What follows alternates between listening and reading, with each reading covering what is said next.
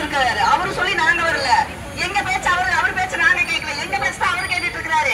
இன்னும் 2 நாள் ஆனாலும் மாவட்ட ஆட்சியர் வர்றாங்க. எங்கிட்ட வந்து எங்க பேச்சை கொடுத்து கொடுத்தாங்க. நாங்க போக மாட்டோம். யாரும் எந்திரிக்க மாட்டோம். எல்லாம் இதே இடத்துல உட்காந்துருப்போம். இங்க இருந்து விட்டு யாரும் எந்திரிக்க மாட்டோம். காலையில இருந்து குழந்தைங்க 3 வயசு குழந்தைங்க 2 வயசு குழந்தைங்க எல்லாம் உட்காந்துட்டு இருக்காங்க. அவங்க வீட்டுக்கு வேற குழந்தைங்க இருந்தா அவங்க குழந்தைங்க இருந்தா இப்ப பார்த்துட்டு உள்ள உட்காந்துட்டு இருக்காங்களா?